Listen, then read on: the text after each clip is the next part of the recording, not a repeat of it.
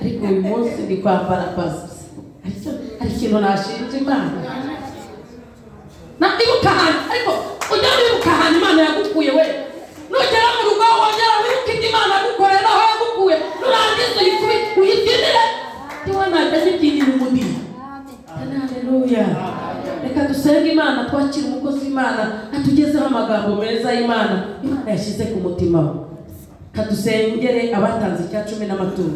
Mana yacu, Mana nziza, dusengeye abatanze icya 10 n'amaturo ngo ubahe umugisha, kandi n'abatabonye icyo gutura nabo ubahe umugisha. Reka Mwami Imana ubahe amafaranga kugira ngo utaha bazabone icyo gutura. Abacuruzi bazamure, abafite akazi k'ukwezi nako bazamure. Mana nyiriga abafite igishoro kibahe, abafite ibibazo bikemure mu izina rya Yesu. Urakoze kubyumvisha mu izina rya Yesu Kristo byambaje. Amen. Reka twakire umukozi w'Imana dukomera Imana amashyi.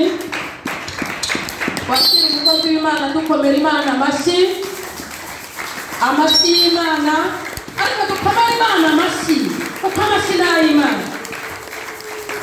Usanga umugaragu wawe Mwami agiye kutugezaho ijambo ryawe. Ntibice mu gutwi ngo hingukire mu kundi, ahubwo turakumva ndetse no kumvira kugira ngo tuzabone ubugingo buhoraho. Turamusengera Imana tumuteretse mu bisabye amaraso yawe. Reka vuga avugishijwe nawe. Imbaraga z'Umwuka Wera zimanukire muri we. Haleluya. Bitasapitesa. Urakoze Mwami. Tugukomeye mu mashyi. Kubera ko uragukomerwa mu mashyi.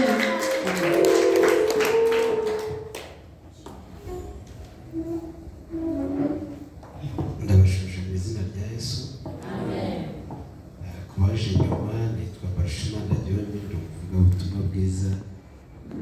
Umugabo yubatse afite umugabo n'abana batatu. Nsengera muri Bethsaida Church kwa Bishop Rugamba. Nishimiye kandi kongera abana namwe kuri uyu munsi w'amateraniro y'amashami. Baduha ikaze nawe Imana imuhe. Kadusome ijambo ry'Imana mu butumwa bwiza bwanditswe na Yohana ibice 9. Basoma duhereye ku murongo wa mbere. Ubutumwa bwiza bwanditswe na Yohana ibice 9. Dusome duhereye ku murongo wa mbere. Ari ijambo rivuga ngo akigenda abona umuntu wavutse ari impumyi. Abigishwa baramubaza bati mwigisha ninde wakoze icyaha, n'uyu cyangwa n'ababyeyi be ko yavutse ari impumyi? Yesu arabasubiza ati uyu nta cyaha yakoze cyangwa ababyeyi be, ahubwo ni ukugira ngo imirimo y'Imana yerekanirwe muri we.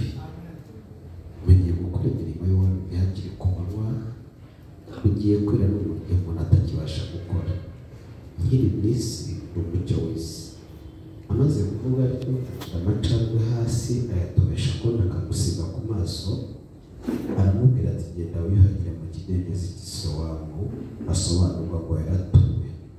Nuko aragenda ariyuhagira agaruka ahumutse. Abaturanyi be n'abamubonaga kera aho arasabiriza baramubwira bati uyu wicara agasabiriza? Bamwe bati ni we, abandi bati si we, icyakora asa nawe. Nawe arabasubiza ati ni jyewe. Baramubaza bati mbese wahumutse ute? Arabasubiza ati wa muntu witwa Yesu yatumye akondo. Ambwira ati Isilowamu wiyuhagire. Nuko ndagenda ndiyuhagira ndahumuka. Amen.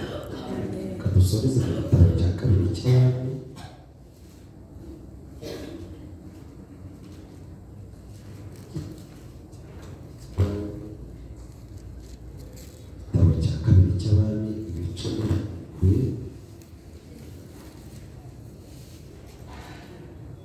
Igitabo cya 2 cy'Abami ibice 7 umurongo wa mbere. Aravuga ngo Elisa aravuga ati nimwumve ijambo ry'Uwiteka. Uwiteka avuze ngo ejo nk'igiye ku irembo ry'i Samariya indego y'ifu y'ingenzi zagurwa shekeli 1, kandi indego 2 za sayi nazo zizagurwa shekeli 1. Ariko umutware umwami yegamira agasubiza umuntu w'Imana ati mbese naho Uwiteka yakingura amadirishya yo mu ijuru bene ibyo byabaho? Aramusubiza ati uzabirebesha amaso ariko ntuzabiryaho. Kandi ubwo hari abagabo bane b'ababembe bari kwirimo baravugana bati iki twicaza kugeza aho tuzapfira ni iki? Ariko twavuga tuti twinjire mu murwa kandi inzara urimo twawugwamo, kandi nidukomeza kwicara hano gusa ntabwo turapfa. Nuko noneho nimuze dukize ingabo z'Abasiriya, niba dukiza tuzabaho, niba twica hose no gupfa. Makire neza ijambo ry'Imana. Reka dushime ko twagize umugisha w'uko turi imbere y'Imana. Abo tumaze iminsi ngira umugisha wo kubana nabo, nibuka ko nubwo mperuka hano narabibabwiye, hano niho honyine nabonye umuntu aba ntazicuza mu nzu y'Imana honyine. Ubwo nazaza umuntu ashobora gutangira bizinesi bitagenda nk'uko abyifuza akicuza impamvu yacuruje. Umuntu ashobora gushaka atangirira amahirwe mu rushako akicuza impamvu yashatse. Ni byinshi tujya dukora cyangwa twakoze bitagenze nk'uko tubyifuza, twicuza impamvu twabigiye. Uzi ko hari igihe umenyana n'umuntu ukicuza impamvu mwamenyanye kubera ibintu agukorera. Ariko muri byavuze ngo aho twagendaniye Yesu ntiyigeze udutera. Rero aha niho honyine umuntu aba ntazicuza. Nta muntu ntawe, niba narabuse ndaho wicujije ko yabaye mu nzu y'Imana, ntawe pe, ntawe. Rero Imana ishimwe ko muri aha, kandi muri aha mutabuze ahandi mujye. Ariko kuba mu nzu y'Imana bigira umuntu nyamara yambwira abantu ngiyo tuje ubu mu kanya uraje utahe, ku bigaragara uraba umeze nk'uko waje umeze, ariko nyamara mu isi bitagaragara burya hari ibintu Imana iba yakoze. Ndagira ngo tuganire ijambo Imana yashyize ku mutima. Ijambo rivuga ngo Imana igutabaye inyuze mu nzira zitamenyerewe.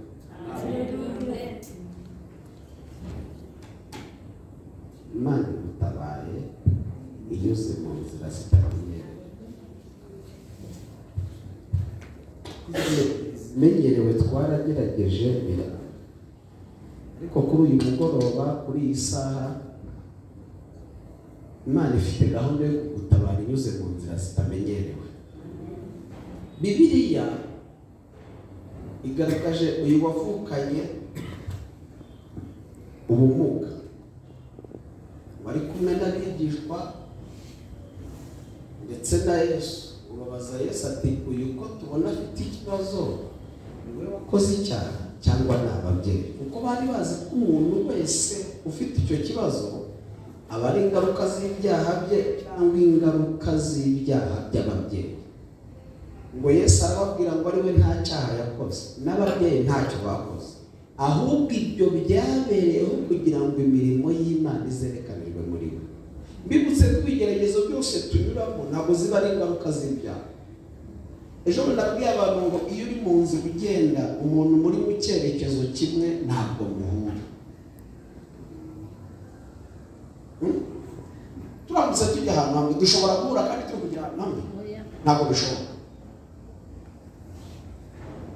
Ikikubwira ko uri mu nzira igana mu ijuru ni ukuhura na Satani. Ahubwo nimudahura muzabura mu cyerekezo kimwe. Mushobora kimwe mu bizemeza abantu yuko nawe n'abandi urimo ukorera Imana, nuko uzahura n'intambara abapagani badahura nazo. Kubera icyo uzahura nazo, nuko abapagani abagerageze kandi bari kumwe. Nubona ukaba uri gusenga bati umwana aravunitse, kandi uri hehe? Kandi uri mu kabari, umwana we nta kibazo afite.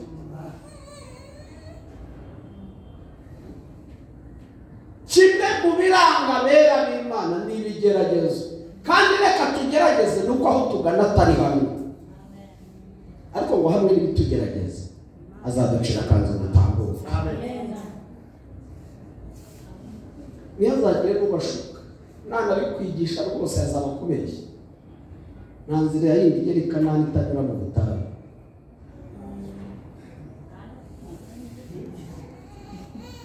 Uzi inzira ya bugufi nini, nta yindi nzira ibaho. Ugera i Kanani unyuze mu butayu, kandi Imana ivuga i Kanani ntivuga ubutayu. ubusari kuvuga ko yambaye gutya ntiwumva aho yabanje kunyura none ushaka kwambara nk'uko yambaye atabanje kunyura aho yanyuze urashaka kwicara aho utabanje kunyuraho yiswe umushumba binyuze mu zihe ikibazo abantu barashaka kugera aho abandi bageze ariko badashaka kunyura aho banyuze rero nibashaka bakubwira ngo urahura nawe mu gitondo iraza inyuze kuri parafo mbere y'uko gira i Kanani nta handi nzira ni mu butayu ahubwo wambara imbaraga zizagushoboza kuva mu butayu ntuhagwe kuko iyo utarebye neza uva mu butayu ariko nta yindi nzira igira i Kanani ni mu butayu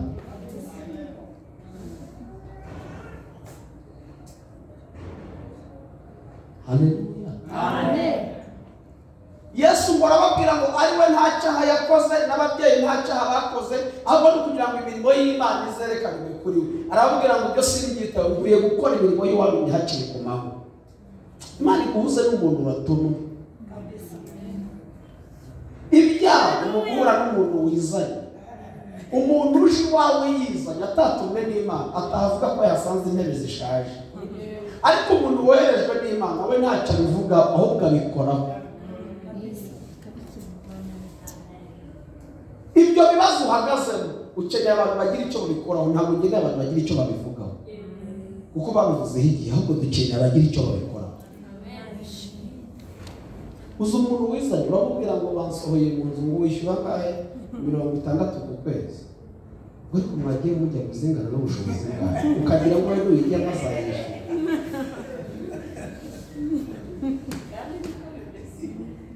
uhabwira ati ngewe kwa kundi tuba dufite abantu b'inkoramutima ushobora kuba dufite ikibazo ni urugero igihe cyo kwishyura sare kirageze kandi sindabona amafaranga ese ngo wamfasha n'umuvandimwe n'inshuti ni ibintu bisanzwe wishyura abantu ukayamubwira ese kuki washatse ihenze kuki utashatse iya makeya kuki wipashe muremure kandi uzi ko udafite ubushobozi kandi akakuvugisha ayo magambo bikarangira nta n'igice aguhaye ariko umuntu woherejwe n'Imana arakubaza ngo ugezemo amezi angahe ejo uzambera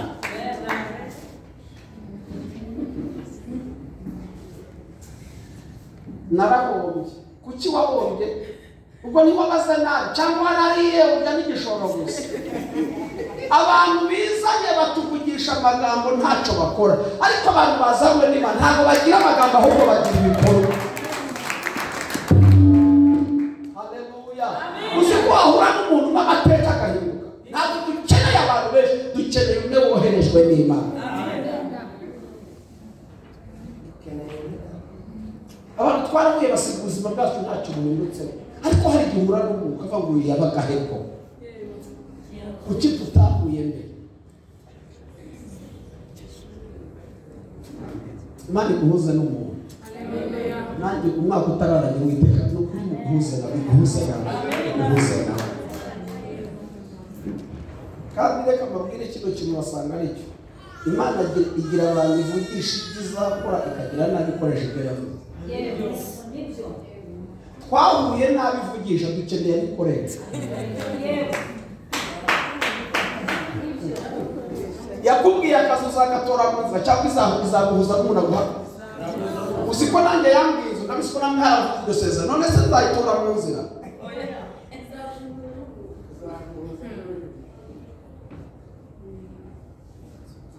arababwira ngo nkwiye gukora imirimo y'Uwaremye hakiri ku manywa Imana izagutabare hakibona Imana izagutabare hakibona abantu bamenye ko ari Imana ihindura amateka ngo ntiyabyitaho aragenda tubakunda akamusiga ku maso ndabizi niba utarize n'iby'ubuganga ibyo bivura amaso noneho n'amazi wishyizemo ibyondo arapfa noneho ufashe apfuye ushyizemo ibyondo kandi mbese ziramenyereye atuma icyondo asigamo atugenda wiyuhagire ngo ariyuhagire ngo agaruka ahumutse ngo abari bamutse nino jambo ndarikunda ntabwo ari abashi oya ntabwo ni abantu bari bamuzi haleluya ni abari bamuzi ntabwo ari abashizanye ni abari basanzwe babaza amateka yahashize n'abari bamuzi nibo bahuye atakiri wa wundi ngo bajya impaka bati niwe uwo tuzi niwe ariko asa nawe ariko nanone tumuzi atareba. Uzi ko bageze no kugira bajya kubaza ababyeyi bati bigeze baramuka ati tumuzi ari impumyi nubwo twamubyaye nimumwibarize ni umuntu w'umugabo kuko yahubutse ntabyo tuzi.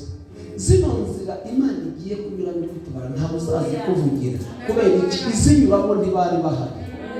Arababwira ngo ndabona impaka zitasha mureke nibwire ni njyewe. Hari Imana ikora ibintu abantu bakajya impaka. Ejo bundi Imana yakoze igitangaza yajyaga ibimbwira nzakujyana mu ndege nzagira guteje muri kora igitangaza njyamo ngiye mu ivugabutumwa. Noneho nkagira data wacu ntabwo ni butangwa uyu munsi amasaha y'ikiro dufite makeya. Nkagira data wacu wasigaye wa 10 Karongi mu Bisesero ku Kibuye. Noneho abonye intambara irangiye arambwira ngo umuntu aramutse gushyize mu ishuri ukiga hari ikintu kizima wazavamo. Uzi umuntu ukure bakabona n'ubwo yagushyira mu ishuri nta kintu kizima wazavamo. Ni make nko kuvuga ataye umuntu yakurira yabapfuye gusa.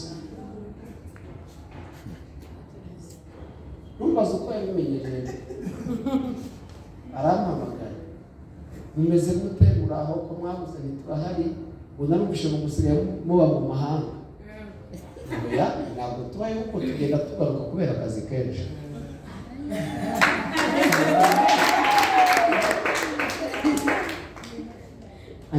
Ni bari kwama twagize benshi kandi n'ubu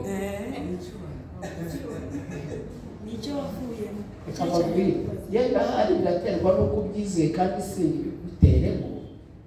Ariko nasenze Imana irambwira ngo nze mbabwire ngo igiye kubatabara inyuze mu nzira zitamenyerewe.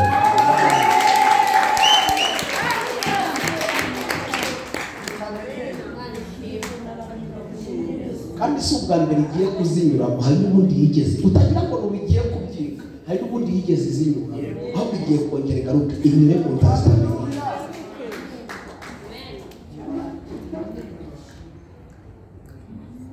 Haleluya. Amen. Warahumuka akira gutyo binyuze mu nzira abantu batamenyereye akoresha inzira cyashya. Amen. Uzi ko Imana igira inzira zikiri vierge. Yabwiye abatambyi ngo ndabanyuza mu nzira mutigeze munyuramo n'undi munsi.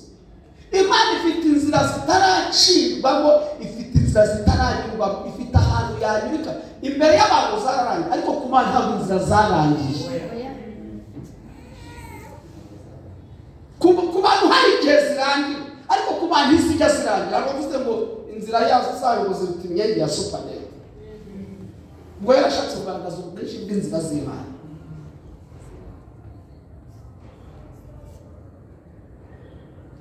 Yigeze zinyuramo 2014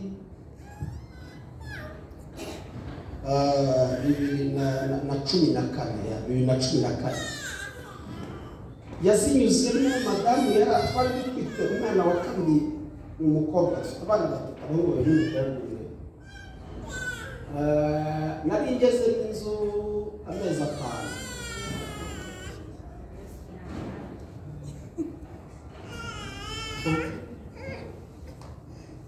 ibihumbi 300 kucyo gihe nabaga muri 60.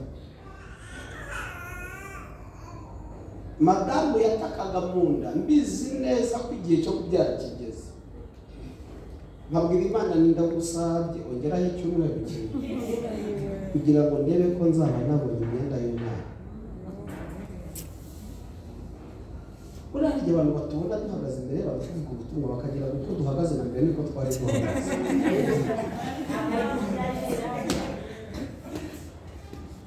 Mbere yuko turi hari ukundi twari kandi ntabwo umuntu ubwira amateka y'ahageze uko tuba tuhabona umuntu ubwira amateka y'ahantu avuye.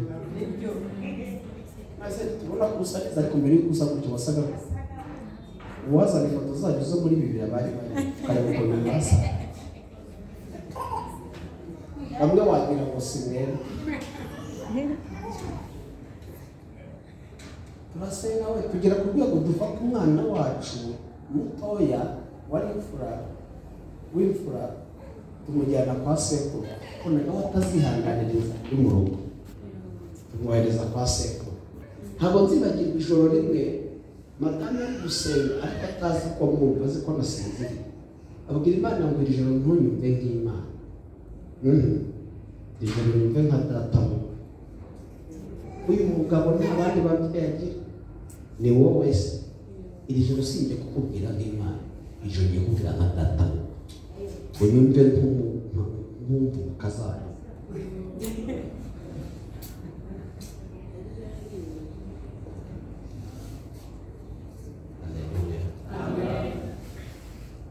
Mu bihe byose ujye ukorera Imana mu gihe byagoranye.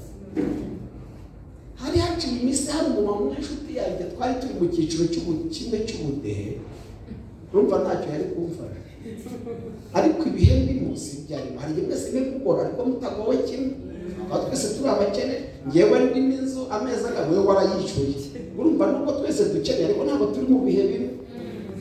Ndamuhamagara n'abantu rero aho bigeze, hoya mbere yuko mubwira icyifuzo anjyana muri gurupe imwe yabagamo Kibagabaga. Icyo gihe njyayo n'amaguru mvuye Kagugu, kuko hari uko ngewe nteye, nabwiye Imana ngo izakomeze ingendo uko nguko.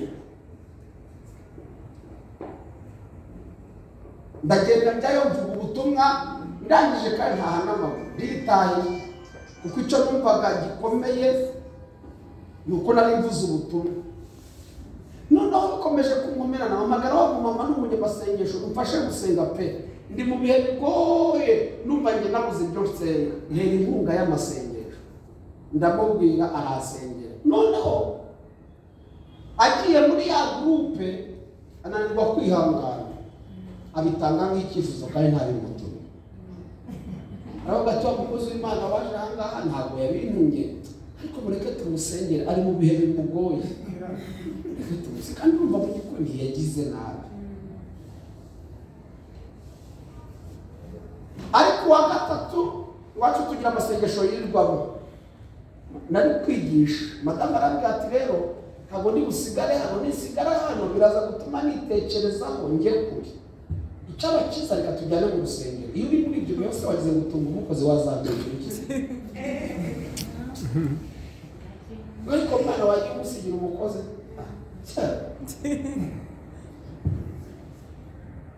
turagenda ndigisha, shoje kwigisha araza arambwira ati sheri ndabizi ko udafite amafaranga, ariko inzara iranyishe, yakunyikopeshereza amata kuri kantine base.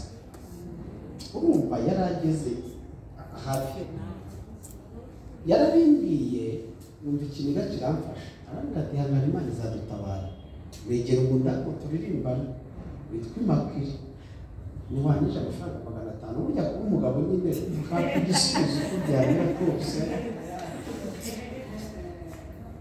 Kandi abamama nabo nyine uzi ko ushobora kwirwana mu nzu n'ikofi yawe yewe na mama yize atari kutaguza amafaranga duteke, kandi ntacyo wasohotse kuva arayizi na mama azikiriwe, atari kutaza amafaranga. Urabona amasaha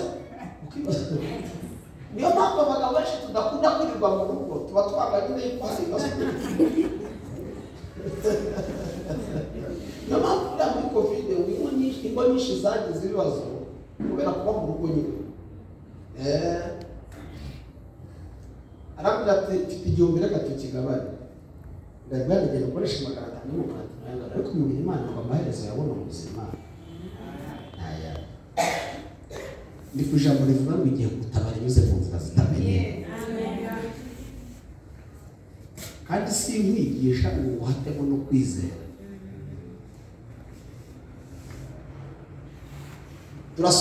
Dushoje amateraniro, umumama araza arambwira ati yo ubwo kuwa kane nagombaga kujya mwivuga ubutumwa ku rusengero rwacu rw'Inyamata, kandi ntawe nagombaga kubwira aho nari mpazi.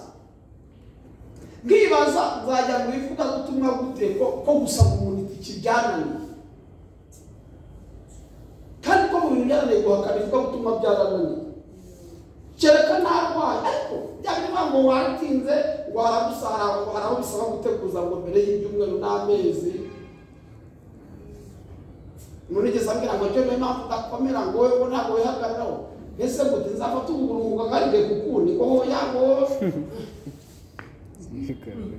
nimuzabona ingaruka zo kwihagararaho nuko twikomereze dushoje amateraniro mu marazanga ati igihe wari uri kubwiriza nafashijwe umutima wanjye wari ugiye kumvamo unyemeza kuguha 2,000 mfite ariko nakureba nkabona naba ngusuzuguye ndashimira Imana igidukubita hakinze igakinga ikaguhonderamo imbere wasohoka bakagira ngo umeze neza kandi waraye ku marira ndayishimye ndaguteza abantu abantu mubyibushye mwiturize hari Imana guhisha mu mubyibuho ka arambwira ati rero singusuzuguye ubabarire rwose ni ku mutima wa maso kandi imbere n'inyuma niyo arayantereza mbambonye ikizanjyana mu ivugabutumwa kugenda no garuka ari icyabiri hagasabuka 800 ngira madamu nti tubarira aya 800 kera byari bikibari ku buryo bivamo usto wabyaka igeze muri n'umudamu wumvuye muri niba turari kwituka ati nari ko havamo 3 by'ibishyimbo nta na kimwe tubisiba ibyara nabigira gute hasi mu kugenda yitonganya niba ukabyara iyo bimeze gutyo rero abantu bateka ibiryo byitwa ibyegeranye murabizi igitoki ibirayi imboga n'ibishyimbo ukabihuriza hamwe ukabitekera hamwe kugira ngo amakara makeya n'amavuta byitwa ibiryo byegeranye byose hamwe bihuriza hamwe kugira ngo amakara make n'amavuta makeya ariko bari Imana yatabaye agatoki ukwako udushimukwa usanga babitandukanyije rero usanga ameza yuzuye kuko uri mu bihe byo kubitandukanya cyangwa mu bihe byo kubyegeranya uriya wari urimo kugira ngo amadepasi makeya amakareba makeya ndetse n'amavuta we wagize ngo harakindi tubikorera se ako se wabona amakara ateka ngo kwazo igitoki kwa ariko ibihurije hamwe aya pesa se ntabije byahuriye ariko bitandukanyije byagoranye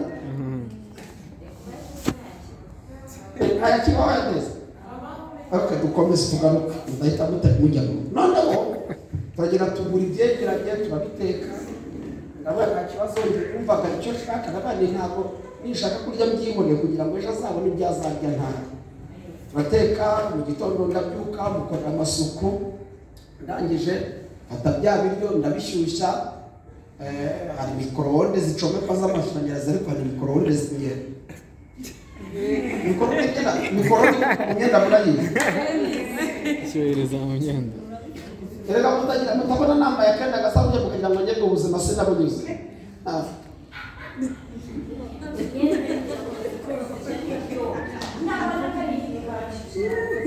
fata ikuvure rimbishiramo ndezaho n'ibindi byenda bishyuha kuva mu gitondo bikagira nimugoroba wagira ngo ntabwo byigeze biva ku mbago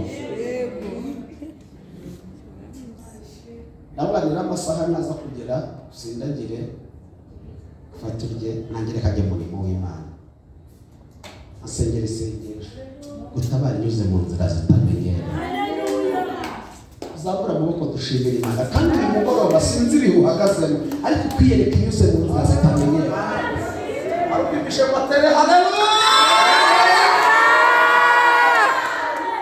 cyo kibazo Imana itabara inyuze mu nzira zitamenyera amina ikuremera akazi binyuze mu nzira zitamenyera ayo madeni yishyura binyuze mu nzira zitamenyera twese haleluya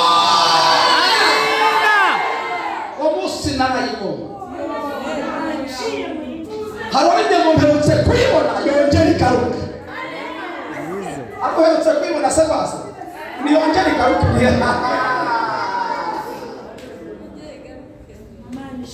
asenga isengesho aravuga ngo Mana umukoresha bitandukanye n'ibihe turimo amina kuko hari umuntu abari mu bihe bigoye yaza hano ati zaba ritura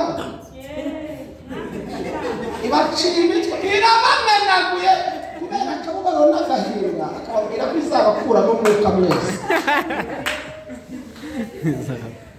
simvuze ngo ntiyabivuga ariko hari igihe tuvuga ibintu bitewe n'ibikomere bitwuzuye n'agahinda atari Imana iri kuvuga ahubwo ari imibabaro ariko Mana icyo gukundira utameze nk'abantu hashize ibanga ryanjye nawe mbere y'amaso y'abantu ndatega ndagenda nambuka Abanyamata ngeze nsa naho ngiye kugira hariya kuri Nyabarongo nzamuka Karumuna na telefone irampamagaye Isafari yayitaba ati bite ni sawa ati ni wa mama hamwe waje kubwiriza Kibagabaga ese wagiye kujya mu ivugabutumwa Bugesera ati sura vayo ryari ntabwo bizi ati gihe uri buze kuvirayo nturatangezeho ndagushaka abandi burangagera ku musenge ariko iyo umuntu aguhamagaye ndagenda noneho nkibaza ufite icyabiri nari kugera ku Kinamba imodoka z'inyamata zayikijya mu bwoko nari kugera ku Kinamba ahandi nkagenda nayigetse ese ubundi mu Kinamba ngere Kibagabaga ubona ni umuco w'umuntu ntacyo gifite ngira Imana niba bumugisha kwibatereza ndagenda ndabwiriza maze kubwiriza ndasohoka nditahira ibindi byo ntibyahabaga byamumugisha bane nawe ndagenda nenda kugera muri gare ya Nyamata mbona umuntu aranyuka inyuma w'umumama ansifa ati mukozi w'Imana ni karame atubore ko nagusifuye nta kibazo atari ufite igihumbi ugera muri gare ya Nyamata uramaze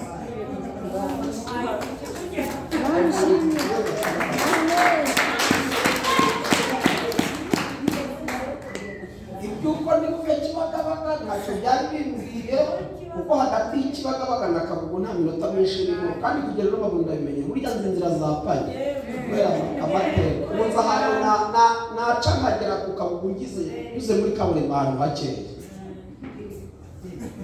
ndagenda ngezeyo abantu Imana yahaye umugisha bagira salo ziri VIP n'iziciriritse akwicaza ahantu bitewe n'icyiciro urimo hari izo hanze n'izo mu ngezeyo arambwira ati se twicare he aho ariho hose tukuze Imana ibikize burya umuntu ushonje nta rwanda ni muzane igihari burya nasanze umuntu urobana n'umuntu uhazi abatangiye ngo hari ji twikoreye natirere ngo hari inyange ngo hari ikivuguto ngo hari barimo namvanga mu mutwe muri iki cyambara inyota ari iki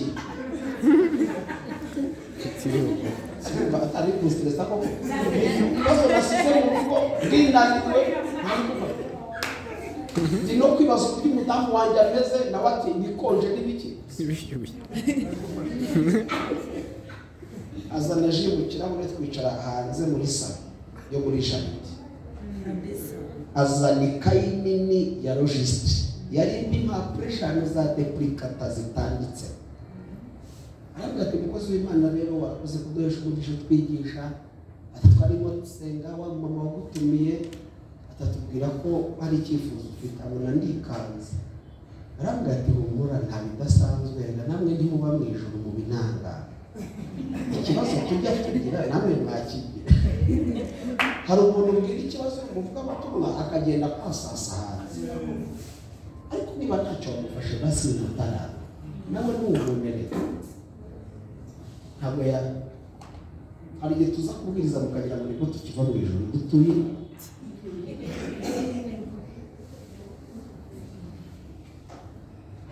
ati twaragusengeye ariko hari icyo umwuka yantegetse gukora aho ngaho ukawumva imbaraga zitamenyera kandi uyu muntu Imana ikoresheje twahuye rimwe yewe sinigeze nanamuhanura byawe ndi kuwahanuriye umuntu akorwaho no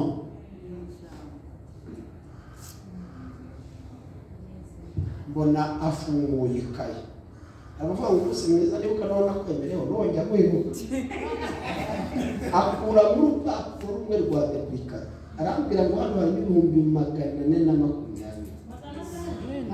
Ayo ngayo ni ayo ngayo 420. Ugende wishyura inzu amezi urimo, wishyure n'andi mezi 2. Nebe ko wamara akabituje umutima ukorera Imana neza. Uretse aza kuyakomera rimwe. Kandi iyo yanciriye izo nzira nta gusenga muri umuntu wiyaye. Uko yahoze kera n'ubu bikwikire kandi bikizaho. Efeso haravuze ngo ibasha gukora ibiruta cyane ibyo dusaba n'ibyo twibwira kuko imbaraga zayo ziri mu Rwanda.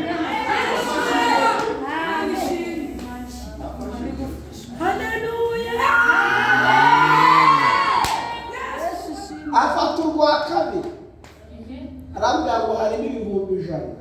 Ugiye gukora stock madamu wawe ntazicwe n'inzara yawe. Afata urwa gatatu arambwira ngo harimo 100,000. Ugenda ugura imyenda y'umwana, umwana wawe ntazabura icyo yambara.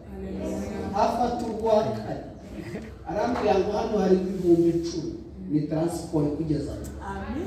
Afata urwa gatanu arambwira ngo hano hari 70,000 ni icya 10 yo mu nzu y'Imana.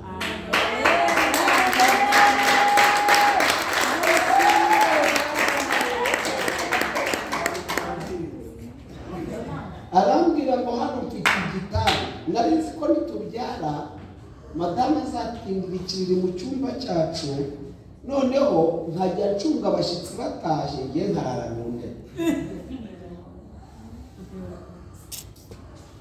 Arambwira ngo ejo nzaha umushoferi igitanda na matera yacu abikuze.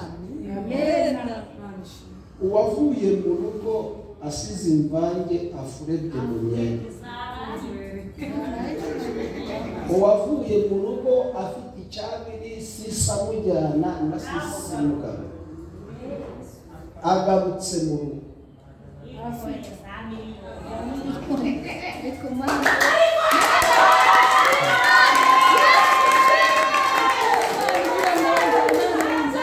reka mbabaza atari Imana ninde muntu wa uretse Imana yonyine.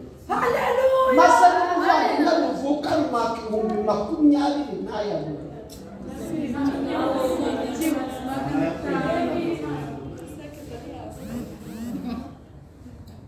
Iyantabaye icyo gihe inyure ku nzira zitamenyerewe kwiyereka.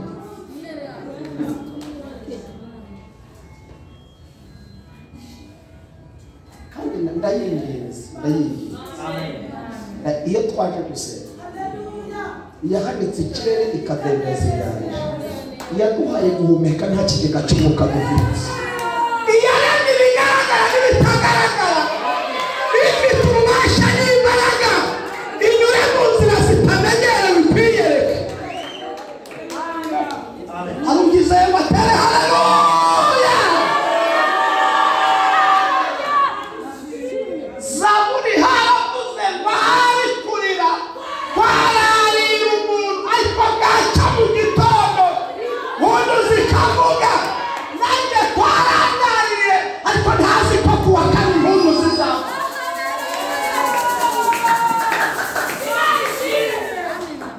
Wari wagujije 500 kuwa gatatu kuwa kane ataha 700.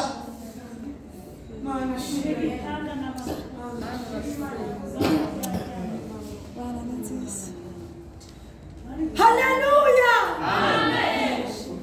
Irashoboye. Tuyizambe amaboko tubwire ngo turagushimiye ko ushoboye. Bimwe n'abandi batashobora yabishoboye. Abakifitiye icyizere dutere haleluya.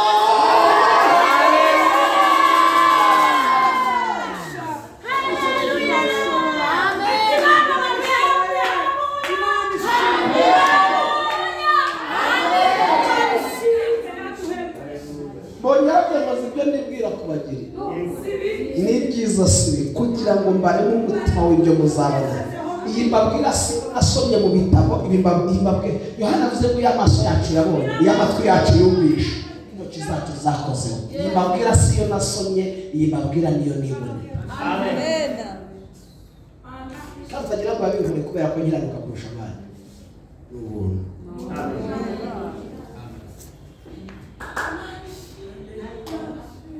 Ariko nta muntu ubyibutse ngo atere haleluya.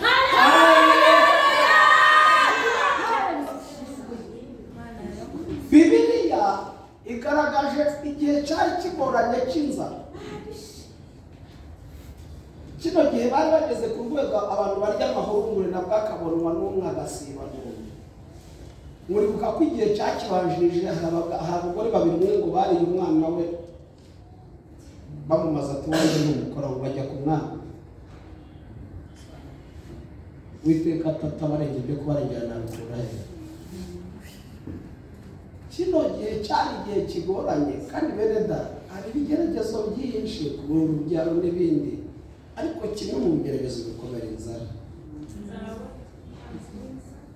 Inzara nayo iri mu bisi yonyine, ariko nayo iri mu bigeragezo bikomeye. Uzi gusonzesha umwana akakurira udafite icyo uri bumuhe.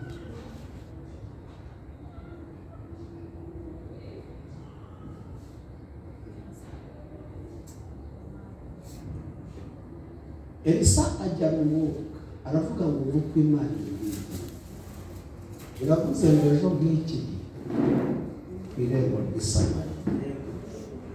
Ntabwo yavuze umwaka utaha igihe ejo. Haleluya. Ejo izuba ritararenga Uwiteka kwiremba ejo nk'iki gihe ku irembo ry'i Samariya.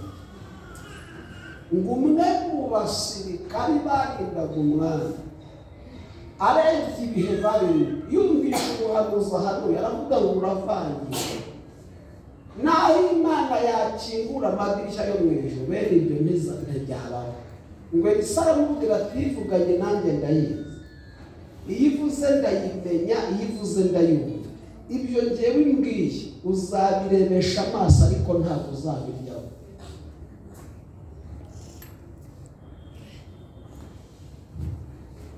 Nawe uze kumva na Elisa Imana yujijemo ntabwo imubwiye aho izanyura ikora ibyo ivuze. Warahanuye ariko nawe ntabwo ahishuriwe inzira Imana izanyuramo. Akazi kacu ni ukuvuga icyo tubwiye, ariko aho izakinyuza ntabwo tuhazi. Hakaba hari ababembe ngo bane babaga ku irembo, bari barajuguwe hirya y'umurwa kubera indwara y'ibibembe bari bafite. Imana ivuga ngo ejo nk'iki gihe bano babembe ntibari bahari, ariko bahari Imana igiye kunyura kugira ngo irangize inzara. Ngo ababembe baricara baravuga ati ariko ubundi kitwicaza kugeza aho tuzapfira ni iki? Nituguma hano inzara irahatwica, nidukeza Abasiriya baratwica. Ariko menye kimwe, byose ni uko aho gupfa twicaye dupfe tugenda kandi tugana aho ibiryo biri, byose ni uko. Kumbe Imana itangiye gukora, itangiye gushaka inzira iri buze kunyuramo isohoza icyo umuhanuzi yahanuye. Elisa yahanuye gusa ntazi ibikurikiraho, icyo yizeye nuko azi kwivuganye nawe isohoza ikivuze, ariko inzira iri buze gucamo nawe ntabwo azizi. Ababembe nabo bari gukoreshwa bazi ko ari ishyaka ryabo, kumbi ni ishyaka ry'Imana ritangiye kurwanira muri bo kugira ngo isohoze icyo yavuze. Ngo bajya inama bati tugende kandi gahunda ni kuri ritiro, ngo bagatera intambwe. Umva intambara barakandagiraga, ni nk'uko ntakandagira hano tuvugana. Niba uri kumva ikirenge cyanjye muri byo, noneho tekereza namwe ubwanyu ni muri kucyumva, yewe nanjye sindi kucyumva, uretse kumva ko ni gukandagira, ariko ngo imirindi yabo ikumvikana Kacyiru kanje.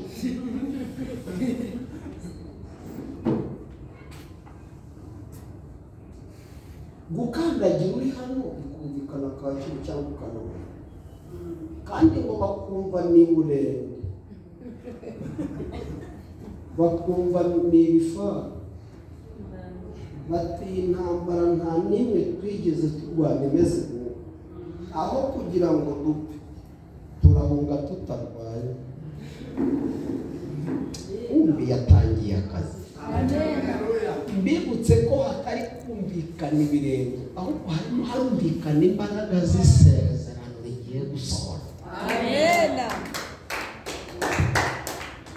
Uzi ko bano basirikari batigeze bahura n'ababembe, ahubwo abasirikari banyuze mu marembo y'inyuma basohoka ababembe nabo binjira.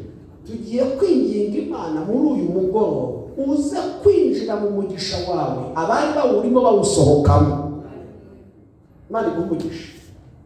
Tuze kwinginga Imana abari bari mu mugisha wawe uze kwinjira mu byawe abari babyicayemo basohoka, kuko ababembe binjira aho ibiryo abasirikari basohokera inyuma ntabwo bigeze babisikana, ahubwo bamwe banyuze inyuma abandi banyure. Ni nk'uko wakwinjirira hano njyewe nasohokeye hariya. Amen. Amen. Wigeze wumva ababembe hari n'umuntu bavugije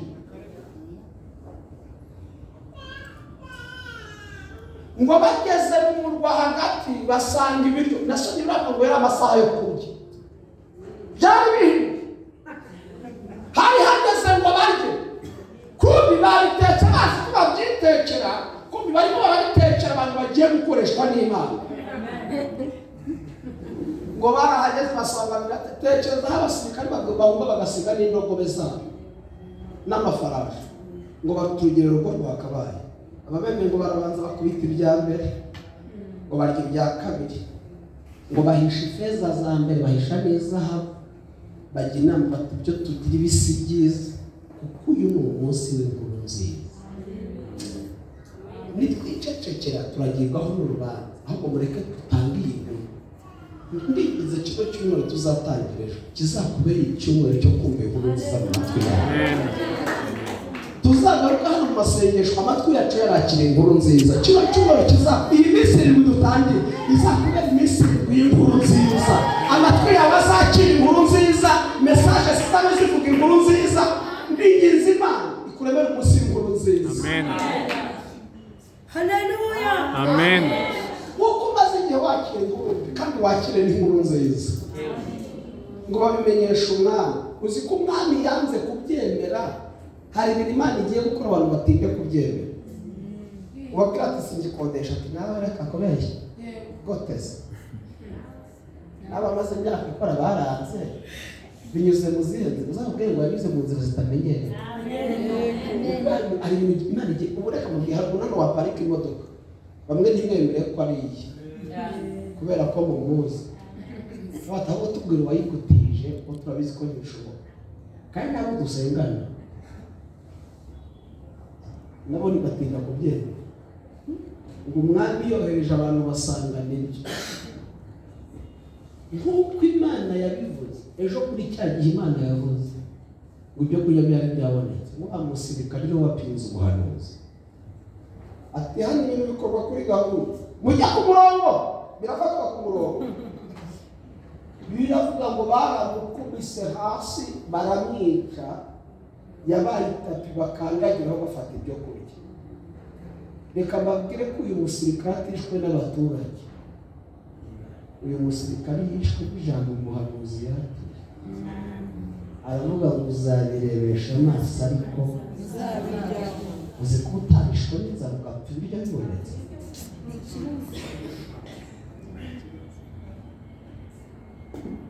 Uzi ko ikibazo nuko cyarangiye Imana igatabara igihugu ikagikiza inzira binyuze mu babembe bari arirukanwa, bari baratawe nyuma y'umuntu.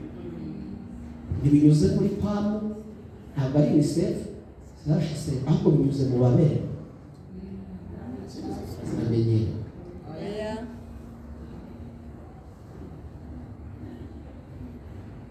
Ntabwo nakuzaniye ibintu byinshi uyu munsi, iryo jambo ry'ubuhanuzi navuze.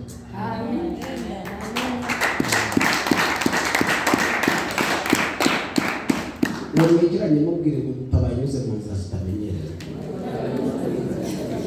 Tabanyuze mu nzira zitamenyerewe. Haleluya. Haleluya. Ntabwo nzi ibihuriro, sinzi n'ibyo uri kunyuramo, ariko yambwiye ngo nze mbabwire niba tabayuze mu nzira zitamenyerewe. Iyi tariki ya 18 z'ukwezi kwa gatandatu utabayuze mu nzira zitamenyerewe. Haleluya. Kwizimenyere warazigerageje byaranze. Sinzi niba naramubabwiye, yitwa Mama Joshua, yadusengana ku gicaniro kibahari i Kanombe. Yari umukene ku rwego n'ubukene bumugaragara. Burya hari ukuntu umuntu akena akaba abyiyizi wenda n'abandi bamuzi babizi, ariko hari ukuntu umuntu akena mukarenga kuba imbere mukagaragara n'inyuma. Mama Joshua yari umukene bunagaragara hino. Mama Joshua yabaga mu kizu cy'ibyondo umuntu yamuhaye i Kanombe hafi no kuri King David. Mama Joshua twajyaga tumuteranyiriza, ufite inusu y'umuceri, ufite ikirakabizana kugira ngo Joshua abana bari bari barabirukanye mu ishuri kubera nta buryo. 2022 mu kwezi kwa 11 kwa 11 Mama Joshua yarampamagara ati umukozi w'Imana ndi kwa muganga bamuhaye fagitire y'ibihumbi 2,000 nayabuze. Nkora icyo nari nshoboye gukora, ariko ubwira Imana mu mpamvu uzamurengera.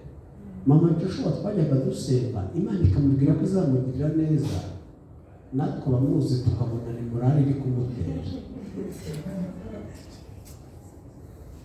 Ariko mu nyumvire igitangaza cy'Imana,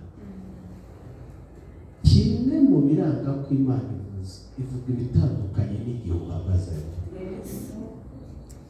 Imana yohereza umuhanuzi bagusohoye muri chambrette ya 50,000, akaza kuvuga Uwiteka avuze ngo tuje muri etaje.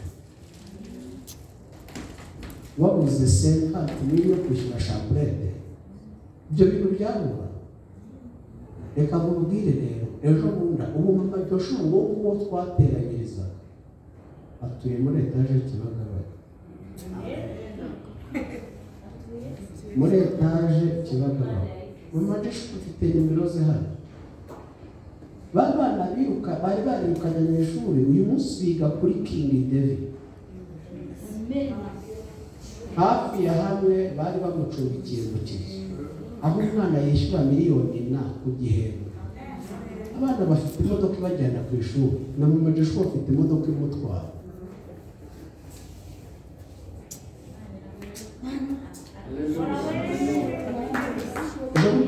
Yarasuye kwa muganga ndwaje umwana, nambwe ati ibyo ndashaka uzansore ngo uguhamye. Ubu yaramaze iminsi yaragiye kuruhuka n'abazungu. Afite akazi kamuhembera amafaranga atari munsi y'ibihumbi 500.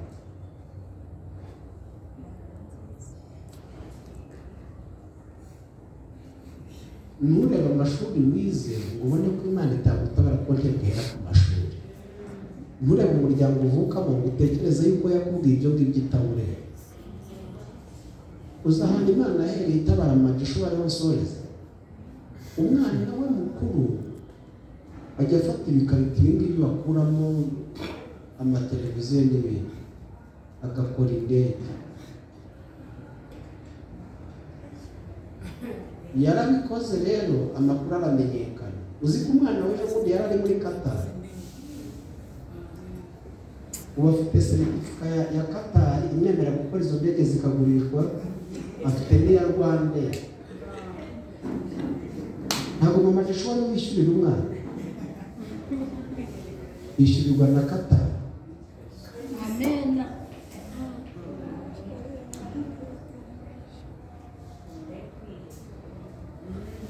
Ndakubwiye ngo ntuze kwibaza, ntute mu nzira Imana iri buze kunyura ikora icyo ngicyo, kuko inzira zose ni izayo.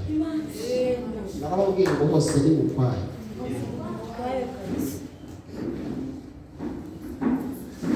Ushatse yavuze umunamaho akarara adasinziriye yavuga ngo nzakenyereza abandi kugira ngo ukenyere yashatse kumutabara no kwa perezida yajyayo bikamurotesha nimero zawe nta wundi biruseho akazibona mu nzozi kandi ntazibagirwe izimuroteka abantu kandi zindemero uyu muntu. None se abahita bajya gutabarwa ntabwo umwami yavuze ibitotsi wabona ibitotsi biranga kumuzana babyina bihangaya gusinzira kumuzana ibyo nk'amarama bazana igitabo cy'uburabwenge arasoma bagera umushinga inkone zashatse kwica umwami witwa Moridekayi arabimenya atanga amakuru bagenzi basanga niyo umwami ntiyapfa za nkone barazica ati murekera uwo muntu hari icyo yakorewe.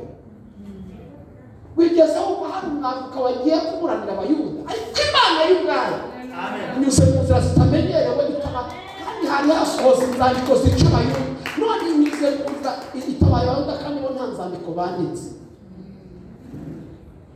Si uko Imana arengeye abayuda binyuze mu nzozi. Uyu mugoroba rero nari muzanye ubuhanuzi uvuga ngo iri gutabaye inyuze mu nzira zitamenyerewe. Muhaguruke dusenge. Amen.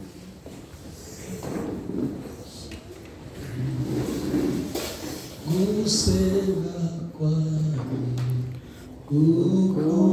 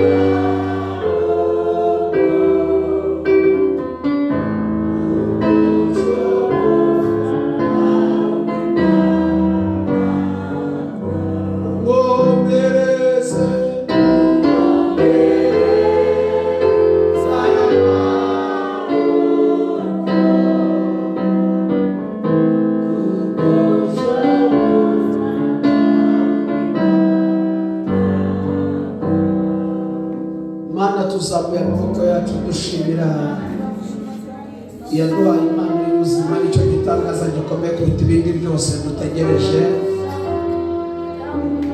Ivuga igasohoza icyo yavuze, yadukuye ahari hakomeye kandi tugejeje aha tugeze turayishimiye. Nubwo bitaraba nk'uko tubyifuza ariko uko biri biruta mbere, aho tuvanye niho hakomeye kuruta aho duhagaze uyu munsi. Hano harimo ababyeyi bavuga imirimo yawe, hano harimo ababyeyi bavuga kugira neza kwawe. Maze tugushimira ibyo wakoze kuko tutari abana b'ingayi, ahubwo turazirikana turareka. Ibyo turabizi kandi turabizirikana. None yakoze bwa mbere irongera iravuze ngo idutabaye inyuze mu nzira zitamenyerewe. Bano babonaga nta nzira zihari, inyuze mu nzira zitamenyerewe.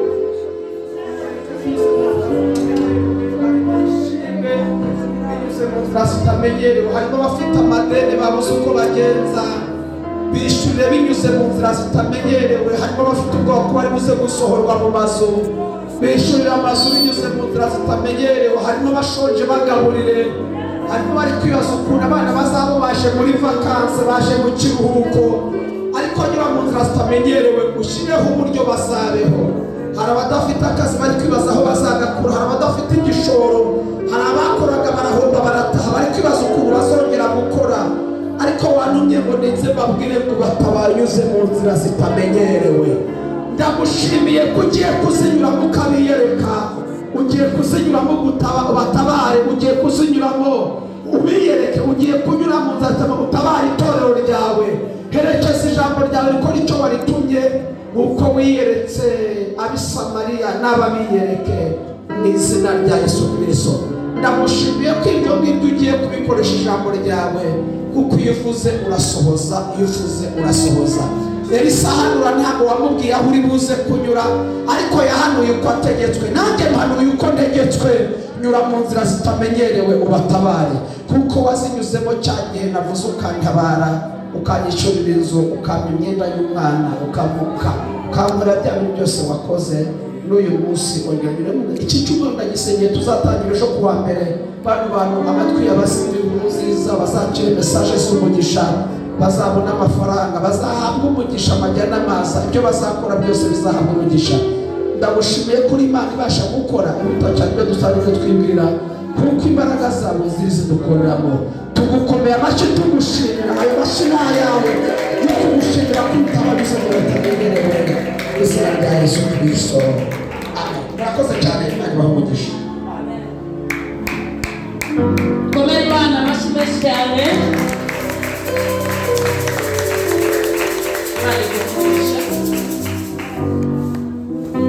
Imana igiye gutera muhimigisha imbaraga, amavuta, kwaguka, gutera imbere n'ubugingo buhoraho n'icyo umutima wifuza kandi cyiza, ikimuhe mu izina rya Yesu Kristo. Amen. Korali Gibeon yagiye kuyiha indirimbo imwe.